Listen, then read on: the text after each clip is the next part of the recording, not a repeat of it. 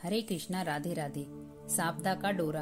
साप्ता का डोरा होली के दूसरे दिन दुल्हनडी के दिन ले, कच्चे सूत के 16 तार लेकर जलती होली को दिखा कर रख ले, फिर उसमें 16 गांठ लगा दे, बाद में हल्दी से रंग लें, जल का लोटा रोली चावल रखें और लोटे पर सतिया बनाएं। चावल चढ़ा कर 16 जौ के नए दाने हाथ में लेकर साप्ता माता की कहानी सुने और डोरे को गले में पहन ले। बाद में वैशाख के महीने में डोरा खोलें। उस दिन साप्ता माता का व्रत और कहानी सुनाकर डोरा खोल लें। डोरा लेते समय जो दाने होते हैं उन दानों को ही रख देते हैं। वही दाने लेकर डोरे से उस दिन सूरज भगवान को अर्घ्य देकर बाद में जीम ले। साप्ता माता की कहानी। एक राजा था, उसका नाम नल था। उसके दमयंती नाम की रानी थी। एक दिन महल के नीचे एक बुढ़िया आई जो साप्ता माता का डोरा बांट रही थी और कहानी सुना रही थी। वहां पर बहुत भीड़ हो रही थी। सब औरतें डोरा ले जा रही थी। रानी ने ऊपर से देखा और दासी से बोली कि नीचे देख कर आ, किस चीज की भीड़ हो रही है। वह देख कर आई और बोली कि एक बुढ़िया साप्ता का डोरा बांट रही है जिससे धन लक्ष्मी होती है। वह डोरा कच्चे सूत की 16 तार की 16 गांठ दे और हल्दी में रंग कर पूजा करके 16 नए जौ के दाने हाथ में लेकर साप्ता माता की कहानी सुनकर गले में बांधे। तब रानी ने भी डोरे की पूजा करके अपने हार में बांध दिया। जब राजा बाहर से आया तो डोरा देखकर बोला कि रानी आज हार में क्या बांध रखा है। रानी बोली कि साप्ता माता का डोरा बांध रखा है, इससे धन लक्ष्मी बढ़ती है। राजा बोला कि अपने पास तो बहुत धन है। यह कहकर राजा ने डोरा फेंक दिया। उसी रात स्वप्न में साप्ता माता बोली, राजा मैं तेरे घर से जा रही हूँ। राजा ने पूछा कि तू कौन है। वह बोली, मैं तो साप्ता हूँ, इसलिए जा रही हूँ, तेरा धन कोयला हो जाएगा। सुबह उठकर जब राजा ने देखा तो सारा धन कोयला हो गया।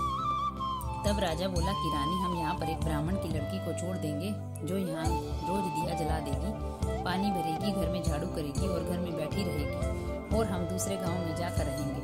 जब वह तालाब पर पहुंचे तो राजा ने वहाँ पर 2 तीतर रानी को ला कर दिए और बोला कि तू इन्हें भून कर रख, मैं अभी नहा कर आता हूँ। रानी ने तीतर भून लिए। जब दोनों खाने बैठे तो तीतर उड़ गए। राजा रानी अपनी बहन के यहाँ पहुंचे तो बहन ने उन्हें पुराने घर में ठहरा दिया। राजा रानी बहन के घर में गए तो वहाँ बहन ने के सोने का बच्ची बछेड़ा पड़ा था। वह जमीन खा गई। राजा रानी से बोला, यहाँ से चलो नहीं तो अपने सिर चोरी लग जाएगी, और वह वहाँ से चले गए। वहाँ से राजा के दोस्त के पास गए तो उसने उन्हें अपने पुराने महल में ठहरा दिया। वहाँ पर 1.25 करोड़ का हार कुटी पर टंगा हुआ था। वहाँ पर मोर बना हुआ था। वह हार निगल गया। तब राजा ने रानी से कहा कि यहाँ से भी चलो नहीं तो हमारे सिर चोरी लग जाएगी। रानी बोली, किसी के घर जाने की बजाय जंगल में लकड़ी काट बेचकर हम अपना पेट भर लेंगे। वह एक सूखे बगीचे में पहुंचे तो वह बाग हरा भरा हो गया। बाग का मालिक बहुत खुश हुआ। उसने देखा कि वहाँ पर स्त्री पुरुष सो रहे हैं। उन्हें जगा कर बाग के मालिक ने पूछा कि तुम कौन हो जो 12 वर्ष का सूखा बाग हरा भरा हो गया। तो राजा रानी ने कहा कि हम मुसाफिर हैं, काम की खोज में आए हैं, और वहाँ पर नौकरी करने लगे। मालिन रानी से बोली कि तू सिर्फ फूल की माला बाजार में बेच आया कर। एक दिन बाग की मालिन कथा सुन रही थी और डोरा ले रही थी। रानी के पूछने पर बताया कि यह साप्ता माता का डोरा है। रानी ने कथा सुनी और डोरा ले लिया। राजा ने अपनी पत्नी से पूछा कि यह डोरा कैसा बांध रखा है। तो रानी बोली कि यह वही डोरा है जो आपने एक बार तोड़कर फेंक दिया था, उसी कारण साप्ता देवी हम पर नाराज है। रानी बोली, यदि साप्ता माँ सच्ची है तो हमारे फिर से पहले जैसे दिन लौट आएंगे। उसी रात राजा को पहले की तरह स्वप्न में आई एक स्त्री कह रही थी कि मैं जा रही हूँ और दूसरी कह रही है कि मैं वापस आ रही हूँ। राजा ने दोनों के नाम पूछे तो आने वाली ने अपना नाम माँ लक्ष्मी बताया और जाने वाली बोली कि मैं दरिद्रता हूँ। राजा ने पूछा कि मुझे कैसे पता चलेगा। तब साप्ता बोली कि जब सुबह कुएं से जल भरने जाएगा तो पहली बार जौ निकलेंगे, दूसरी बार में हल्दी की गांठ और तीसरी बार में कच्चा सूत निकलेगा। फिर रानी साप्ता माता का डोरा लेकर घर चली गई। वह साप्ता माता ने उन्हें बहुत सा धन दिया। फिर राजा रानी बोले कि अब हमारे 12 वर्ष पूरे हो गए, हमारे अच्छे दिन आ गए, इसलिए हम अपने घर जा रहे हैं। तब मालिक ने उन्हें बहुत सा धन दिया। वहाँ से वह अपने दोस्त के यहाँ पहुंचे तो राजा ने उन्हें अपने नए महल में ठहराया।